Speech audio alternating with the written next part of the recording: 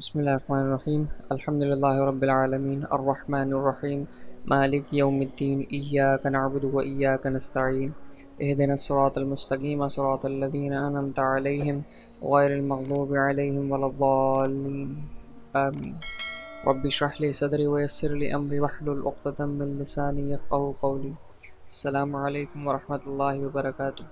میں امید کرتا ہوں آپ سب خیریت سے ہوں گے۔ لاسٹ کی ویڈیو میں ہمارے بات چل رہی تھی صہیونیوں پر۔ صہیونی کون تھے، صہیونزم اور ان کا اسرائیل سے اور فلسطین سے جو ہے وہ ان کا کیا تعلق تھا، اس پر ہم گفتگو کر رہے تھے۔ یہ جو ہے ہماری ویڈیو کا نیکسٹ پارٹ ہے۔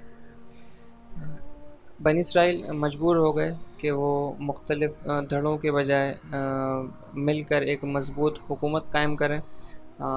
اس طرح ایک اسرائیلی ریاست کی بنیاد پڑی، جس پر حضرت طالوت، حضرت داؤد اور حضرت اسماعیل علیہ السلام نے حکومت کی۔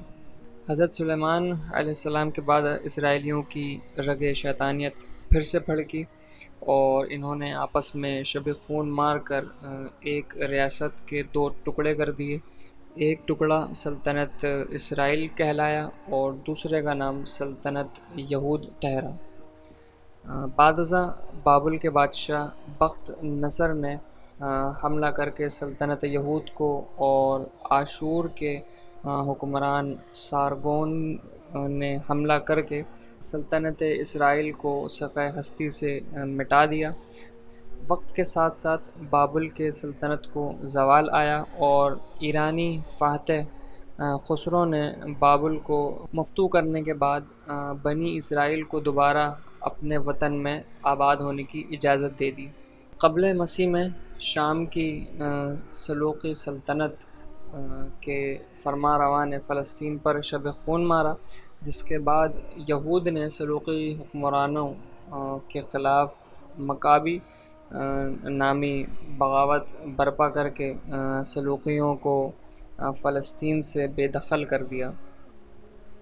لیکن 63 قبل مسیح میں رومن فاتح جنرل پومپی نے بیت المقدس پر حملہ کر کے یہودیوں کو مغلوب کر لیا، لیکن چونکہ رومن براہ راست فلسطین پر حکومت کے خواہاں نہ تھے، اسی لیے انہوں نے فلسطینیوں کے ذریعے ہی فلسطین کے انتظامات چلانے کی سعی کی اور اسی کوشش میں فلسطین کی سلطنت ڈگمگاتی ہوئی ہیرود اعظم کے ہاتھ لگی، جو ایک مکار یہودی تھا۔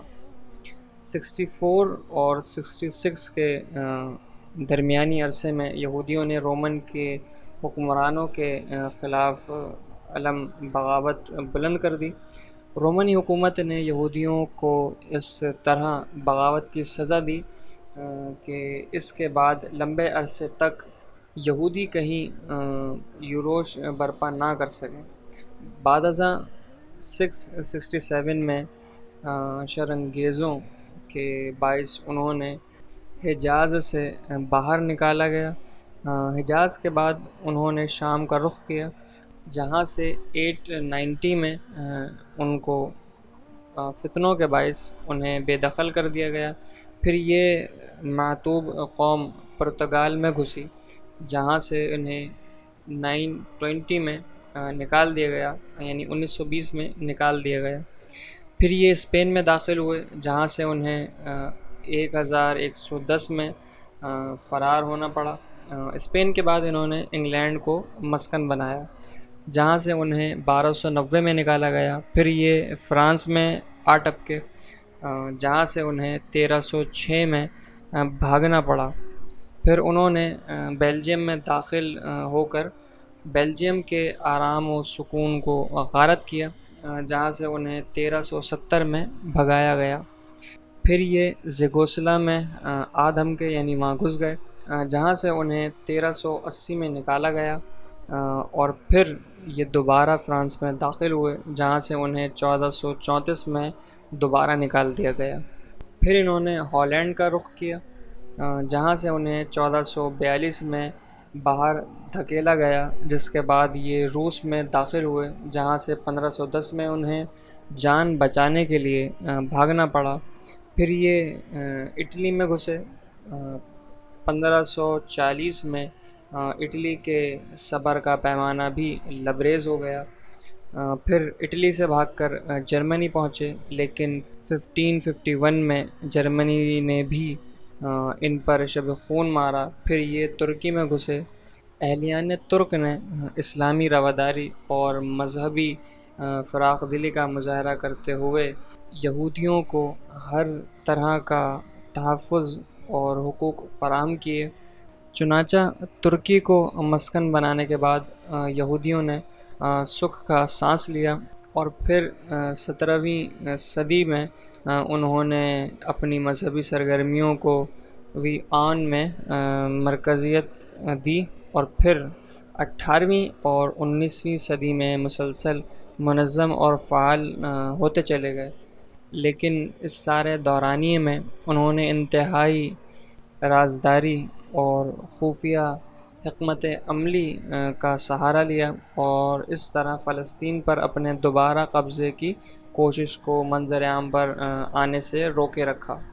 فلسطین پر یہود کے دوبارہ قبضے کی فکری تحریک اس وقت منظر عام پر آئی جب 1862 میں ایک جرمن یہودی موسیٰ ہیٹز کی کتاب رومن اور یروشلم مارکیٹ میں آئی۔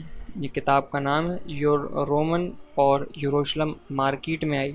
اس کتاب میں لکھا گیا کہ یہودیوں کی عالمی حکومت کا مرکز یوحنا کی بادشاہت کا اصل وطن فلسطین ہے۔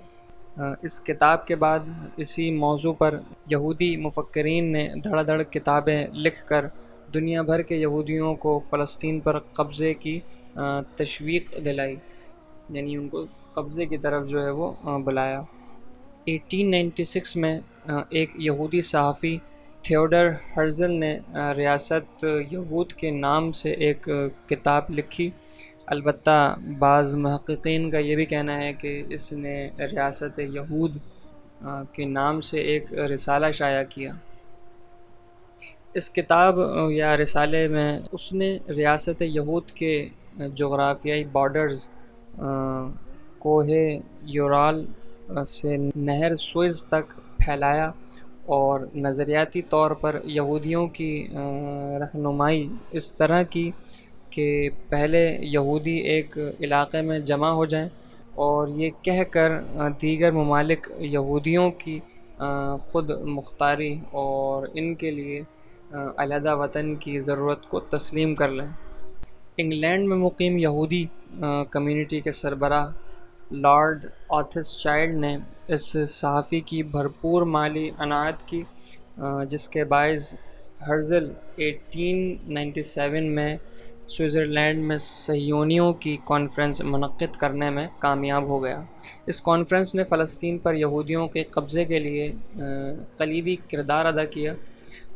یہ صحافی اپنی موت سے پہلے صہیونی آباد کاری بینک اور یہودی بیت المال جیسے ادارے بنانے میں بھی کامیاب ہو گیا، اور اس طرح یہود نے فلسطین کو لقمہ تر کی طرح نگلنے کے خواب دیکھنے شروع کر دیے۔ ڈاکٹر ہرزل کے بعد صہیونی تحریک کا صدر مقام کولون منتقل ہو گیا، اور صہیون نے اپنے خواب کو عملی جامہ پہنانے کے لیے انجمن محبین صہیون کے ذریعے عملی سرگرمیوں کا آغاز کر دیا۔ اس وقت ساری دنیا صہیونیوں کے ان اقدامات پر خاموش تماشائی بنی رہی، اور اس خاموشی کی اہم وجہ صہیونیوں سے چھٹکارا حاصل کرنے کی عالمی خواہش تھی، چونکہ صہیونی باری باری متعدد اقوام کو ڈس چکے تھے۔ یہ لوگوں کے بچوں کو اغوا کر کے نہ صرف قربانیوں کی بھیٹ چڑھا دیتے، بلکہ سازش اور مکر کے میدان میں اتنے جری تھے کہ پانی کے چشموں اور تالابوں میں زہر بھی ملا دیتے تھے۔ چنانچہ ساری عالمی برادری ان سے چھٹکارا اور نجات چاہتی تھی، اس لیے تمام اقوام نے اپنی عافیت اسی میں سمجھی کہ یہودیوں کو عربوں کے درمیان گھسنے دیا جائے، تاکہ ان کا تمام مکر و فریب عربوں تک محدود ہو جائے۔ چنانچہ یورپ نے یہودیوں کی خصوصی عنایت کی اور ان کو عرب ریاست کے مرکز میں گھسا دیا۔ پہلی جنگ عظیم کے دوران یہودیوں نے جرمنی کے خلاف برطانیہ سے معاہدہ کیا، جس کی روح سے برطانیہ نے اعلان بلفور میں صہیونی اغراض و مقاصد کی حمایت کا وعدہ کیا۔ یہودیوں کی اس طرح کی سازش بعض مختلف نوعیتوں میں پورے یورپ سے جاری رہی، یہاں تک کہ 1948 میں اسرائیل کو دنیا کے نقشے پر وجود مل گیا۔